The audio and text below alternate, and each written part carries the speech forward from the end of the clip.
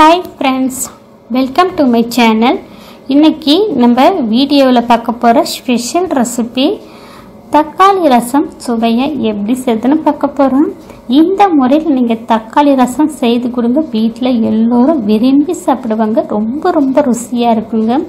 ரசம் பிடிக்காதுன்னு சொல்கிறவங்களுக்கு கூட இந்த மாதிரி நீங்கள் தக்காளி ரசம் செய்து கொடுங்க. இனி ரசம் பிடிக்கலைன்னு சொல்லவே மாட்டாங்க. இந்த மாதிரி தக்காளி ரசம் அடிக்கடி செய்ய சொல்லி கேட்பாங்க.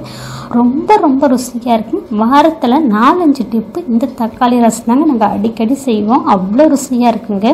இந்த தக்காளி ரசம் வீடியோவை முழுமையாக பார்த்துட்டு இதே முறையில் இதே அளவுகூட நீங்கள் செய்து பார்த்துட்டு உங்களுடைய கருத்துக்களை ஷேர் பண்ணுங்க. இந்த வீடியோ உங்களுக்கு பிடித்திருந்தால் லைக் பண்ணுங்க, ஷேர் பண்ணுங்க, சப்ஸ்கிரைப் பண்ணுங்க, கமெண்ட் பண்ணுங்க. இந்த வீடியோவை ஸ்கிப் பண்ணாமல் முழுமையாக பாருங்கள். இப்போ வாங்க தக்காளி ரசம் பார்க்கலாம். இப்போ தக்காளி ரசம் செய்யறதுக்கு 200 கிராம் அளவுக்கு நாட்டு தக்காளி நல்ல பழுத்த பழமாக எடுத்துக்கங்க. ரசத்துக்கு எப்பவுமே நல்ல பழுத்த பழமாக நாட்டு தக்காளியாக எடுத்துக்கங்க. அப்போ தான் ரசம் ருசியாக இருக்கும். தக்காளியை மேலே அந்த கெட்டி பகுதியை கட் பண்ணிவிட்டு வெந்நீர் நல்லா கொதிக்கிற வெந்நீர் 300 ml வெந்நீர் சேர்த்துருக்கேன். இப்போ வெந்நீரை ஊற்றி தக்காளியை ஒரு 10 நிமிஷம் போல் மூடி போட்டு அப்படியே ஊற விட்டுடுங்க. இப்போ நம்ம புளியும் ஊற வச்சுக்கலாம். ஒரு பெரிய எலுமிச்சம்பழ சைஸ் அளவுக்கு புது புளியாக எடுத்துருக்கேன். எப்பவுமே ரசத்துக்கு புது புளியாக எடுத்துக்கோங்க. அப்போ தான் நல்லா ருசியாக இருக்கும். ரசம் நல்லா கலராகவும் இருக்கும் பார்க்கறதுக்கு. இந்த புளியினுடைய அளவுன்னு பார்த்தீங்கன்னா 15 கிராம் இருக்குங்க. இதை 200 ml வெந்நீர் ஊற்றி இதையும் ஒரு 10 நிமிஷம் போல் ஊற வச்சுக்கலாம். இப்போ நம்ம ரசத்துக்கு பொடி பண்ணுறதுக்கு பொருளை ரெடி பண்ணிக்கலாம். இது போல் வறுத்துட்டு ரசம் செய்யும்போது நல்லா ருசியாக இருக்குங்க. ரசப்பொடி எப்பவுமே வறுத்துட்டு செய்யுங்க. இப்போ கடாயை நல்லா சூடுபடுத்திட்டு 2 டீஸ்பூன் போல் வரமல்லி சேர்த்துருக்கேன். 1 டீஸ்பூன் போல் துவரம்பருப்பு, 1/4 டீஸ்பூன் கம்மியாக வெந்தயம் சேர்த்துருக்கேன். 1 டீஸ்பூன் போல் மிளகு சேர்த்துக்கலாம். 1 டீஸ்பூன் போல் சீரகம் சேர்த்துக்கலாம். இதில் காரத்துக்கு 3 வரமிளகாய் சேர்த்துருக்கேன். நீங்கள் காரம் கொஞ்சம் ஜாஸ்தி சாப்பிடுவீங்கன்னா 4-5 மிளகாய் கூட சேர்த்துக்குங்க. இது மிதமான காரத்தில் இருக்கும். ஒரு கொத்து அளவுக்கு கருவேப்பிலை வாசனைக்கு சேர்த்துக்கலாம். இந்த மாதிரி ரசப்பொடி செய்யும்போது நல்லா வாசமாக இருக்கும். கருவேப்பிலை கட்டாயம் சேர்த்துக்குங்க. இது எல்லாம் சேர்த்துட்டு அடுப்பை மீடியம் ஃப்ளேமில் வச்சுட்டு ஒரு 4-5 நிமிஷத்துக்கு நல்லா இது வறுபட்டு நல்லா வாசம் வரும். அந்த மாதிரி பக்குவம் வர அளவுக்கு நல்லா வறுத்து எடுத்துக்கலாம். இப்போ இது எல்லா பொருட்களும் நல்லா வறுபட்டதுக்கப்புறம் லாஸ்ட்டாக பெருங்காயம் ஒரு குட்டி நெல்லிக்காய் சைஸ் அளவுக்கு கட்டி பெருங்காயம் சேர்க்குறேன். இந்த மாதிரி கட்டி பெருங்காயம் சேர்த்து ரசம் செய்யுங்க. ரொம்ப ரொம்ப ருசியாக இருக்கும். கட்டி பெருங்காயத்தை ஸ்கிப் பண்ணாமல் கட்டாயம் சேர்த்துக்குங்க. கட்டி பெருங்காயத்தை உடச்சிட்டு சேர்த்து ஒரு 2 நிமிஷம் போல் இந்த பொருட்களோட வறுத்து எடுத்துருக்கேன். இது நல்லா வறுபட்டதுக்கப்புறம் ஆறி வரட்டுங்க, பவுடர் பண்ணிக்கலாம். இப்போ தக்காளியும் ஒரு 10 நிமிஷம் போல் வெந்நீரில் ஊறி வந்துச்சு. தண்ணி நல்லா ஆறினதுக்கப்புறம் இப்போ தக்காளியுடைய தோலெல்லாம் நீக்கிட்டு எடுத்துக்கலாங்க. இப்போ தக்காளி தோலை நீக்கிட்டு இது போல் நல்ல கைகளால் தக்காளியை கசக்கிட்டு எடுத்துக்கோங்க. இந்த மாதிரி உங்களால் செய்ய முடியல மிக்ஸி ஜாரில் தக்காளியை சேர்த்து 2-3 பல்ஸ் சேர்த்து கூட அரைச்சி எடுத்துக்கோங்க. இப்போ தக்காளியை கரைச்சி எடுத்தாச்சு இருக்கட்டும். இப்போ நம்ம புளியும் கரைச்சி எடுத்துக்கலாம். இப்போ புளியை நல்லா கரைச்சிட்டு தக்காளியோட வடிகட்டிக்கலாங்க புளி கரைசலை. இப்போ புளி கரைசல் எல்லாத்தையும் தக்காளியோட வடிகட்டி எடுத்தாச்சு. மொத்தம் 500 ml ஆயிருக்குங்க தண்ணி. இப்போ இது இருக்கட்டும். இதுக்கு உப்பு ஒரு 1/2 டீஸ்பூன் போல் கல் உப்பு சேர்த்துருக்கேன். ரசத்துக்கு ஒரு 1/2 டீஸ்பூன் போல் மஞ்சள் பொடியும் சேர்த்துருக்கேன். இதையும் சேர்த்து நல்லா மிக்ஸ் பண்ணிக்கலாம்.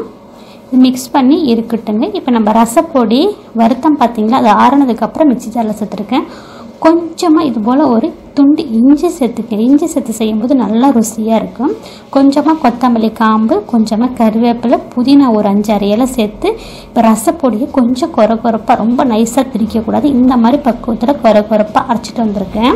இப்போ அரைச்சிட்டு வந்ததுக்கப்புறம் இதில் ஒரு 10 பல் பூண்டு தோலோடு சேர்த்துக்கங்க. தோலோடு சேர்த்து செய்யும்போது ரசம் நல்லாயிருக்கும். பூண்டை சேர்த்து ஒரு பல்ஸ் கொடுத்து இப்போ ரசப்பொடியை அரைச்சிட்டு வச்சுருக்கேன். இப்போ ரசத்துக்கு தாளிப்பு கொடுத்துக்கலாம். கடாயில் 1 டீஸ்பூன் போல் எண்ணெய் சேர்த்துருக்கேன். ரசத்துக்கு எண்ணெய் ஜாஸ்தி சேர்க்கக்கூடாது. 1 டீஸ்பூன் சேர்த்தாலே போதுமான அளவில் இருக்கும். இதில் கடுகு உளுத்தம்பருப்பு ஒரு 1/2 டீஸ்பூன், 6 வரமிளகாய், 2 பச்சை மிளகாய் சேர்த்துருக்கேன். கொஞ்சமாக கருவேப்பிலையும் சேர்த்துருக்கேன். நான் வரமிளகாய் குண்டு மிளகாய் சேர்த்துருக்கேன். நீங்கள் குண்டு மிளகாய் இல்லைன்னா நீட்டு மிளகாய் சேர்த்துக்கங்க. 2 நீட்டு மிளகாய் சேர்த்தா போதும். குண்டு மிளகாவில் அதிகம் காரம் இருக்காது. அதனால் 6 மிளகாய் சேர்த்துருக்கேன். இது எல்லாம் பொரிஞ்சதும் அரைச்சி வச்ச பொடியை சேர்த்து அடுப்பு சிம்மில் வச்சுட்டு பொடியை சேருங்க. பொடியை சேர்த்து இந்த எண்ணெயோடு நல்லா மிக்ஸ் பண்ணிவிட்டு இப்போ நம்ம கரைச்சி வச்ச தக்காளி புளி கரைசலை சேர்த்துக்கலாங்க. இது எல்லாத்தையும் சேர்த்துட்டு தண்ணி இன்னும் ஒரு 50 ml இதோட சேர்த்துருக்குங்க.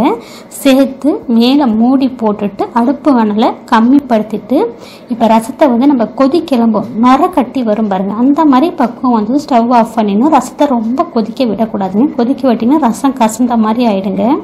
இப்போ நுர கட்டுது பார்த்தீங்களா, இந்த மாதிரி பக்குவம் வந்தால் போதும். ஒரு 3 நிமிஷத்துல இந்த மாதிரி நமக்கு கொதிக்க ஆரம்பிச்சிருங்க. இப்போ இந்த டைமில் பார்த்தீங்கன்னா கொஞ்சமாக வெல்லம் ஒரு 1/2 டீஸ்பூன் போல் சேர்த்துருக்கேன். வெல்லம் சேர்த்தது தெரியாதுங்க. இந்த வெல்லம் சேர்த்து செய்யும் போது தக்காளி ரசம் நல்லா ருசியாக இருக்குங்க. ஒரு 1/2 டீஸ்பூன் போல் வெல்லம் பொடிச்சிட்டு சேர்த்துருக்கேன். வெல்லம் இல்லை நாட்டு சக்கரை எது வேணாலும் சேர்த்துக்குங்க. இப்போ வெல்லம் சேர்த்ததுக்கப்புறம் கொஞ்சமாக தாராளமாக மல்லி புதினா கருவேப்பிலை சேர்த்துக்குங்க. நல்லா ஒரு கைப்பிடி அளவுக்கு நல்ல ரசம் வாசமாக சுவையாக இருக்குங்க. லாஸ்ட்டாக சேர்த்துக்குங்க ரசம் கொச்சதுக்கப்புறம். அப்போ தான் இதனுடைய மனம் நல்லா இருக்குங்க. இப்போ மல்லியும் புதினாவும் கருவேப்பிலையும் ஒரு கைப்பிடி அளவுக்கு நான் கட் பண்ணிட்டு சேர்த்துருக்கேன். கருவேப்பிலை மட்டும் முழுசாக காம்போடு சேர்த்துருக்கேன். இந்த மாதிரி சேர்த்து செய்யுங்க, நல்லா ருசியாக இருக்கும். இப்போ பாருங்கள் ரசத்தை நான் ஸ்டவ் ஆஃப் பண்ணிடுறேன். இப்போ ஒரு 1/2 டம்ளர் அளவுக்கு தண்ணி சேர்த்துக்குங்க. ரசம் கொதிக்க ஆரம்பிக்குது பார்த்தீங்கன்னா, நான் ஸ்டவ் ஆஃப் பண்ண பார்த்தீங்களா, அந்த டைமில் ஒரு 1/2 டம்ளர் தண்ணி சேர்த்துக்குங்க. அப்போ தான் அந்த ரசம் வந்து அந்த கசப்பு தன்மைலாம் அடங்கி நல்ல சுவை கூடுதலாக கொடுக்கும். எப்பவுமே ரசம் கொச்சதுக்கப்புறம் கொஞ்சமாக லாஸ்ட்டாக தண்ணி பச்சை தண்ணி சேர்த்துக்குங்க, வெந்நீர் சேர்க்கக்கூடாது. இப்போ ரசம் வந்து நம்ம செஞ்சோன்னா உடனே வேறு ஒரு பாத்திரத்தில் மாற்றிடணும். ரசத்தை அதே பாத்திரத்தில் விட்டிங்கன்னா ரசனுடைய சுவையே வேறு மாதிரி மாறிடும், ஒரு கசப்புத்தன்மை ஆகிடும் அப்படின்னு சொல்லுவாங்க. இன்னும் ரசம் செஞ்ச உடனே வேறு ஒரு பாத்திரத்துக்கு உடனே மாற்றிடுங்க. இப்போ ரசத்தை வந்து தக்காளி ரசத்தை சுட சுட இந்த மாதிரி சாதத்தோடு போட்டு சாப்பிடுங்களா. சாதம் காலியாகுதா என்னவோ, ரசம் தாங்க முதல்ல காலியாகும். நீங்கள் இந்த ரசத்தை கூட எத்தனை குழம்பு செஞ்சாலும் இந்த ரசம் தாங்க முன்னாடி காலியாகும். மற்ற குழம்பு எதுவும் காலியாகாதுங்க. அவ்வளோ ஒரு ருசியாக இருக்கும் இந்த தக்காளி ரசம். கண்டிப்பாக இந்த தக்காளி ரசத்தை நீங்கள் ஸ்கிப் பண்ணாமல் இதே முறையில் இதே அளவில் நீங்கள் செய்து பாருங்களா. வீட்டில் உங்களை எல்லோரும் பாராட்டுவாங்க. இனி ரசம் செஞ்சாலும் இந்த மாதிரி தாங்க செய்ய சொல்லி கேட்பாங்க. அம்புட்டு ருசியாக இருக்குங்க இந்த தக்காளி ரசம். கண்டிப்பாக இதை நீங்கள் ட்ரை பண்ணி பார்த்துட்டு இங்கே எப்படி வந்துச்சு உங்களுடைய கருத்துக்களை ஷேர் பண்ணுங்கள். இந்த வீடியோ உங்களுக்கு பிடித்திருந்தால் லைக் பண்ணுங்கள், ஷேர் பண்ணுங்கள், சப்ஸ்கிரைப் பண்ணுங்கள், கமெண்ட் பண்ணுங்கள். இந்த வீடியோவை ஸ்கிப் பண்ணாமல் முழுமையாக பார்த்ததுக்கு நன்றி.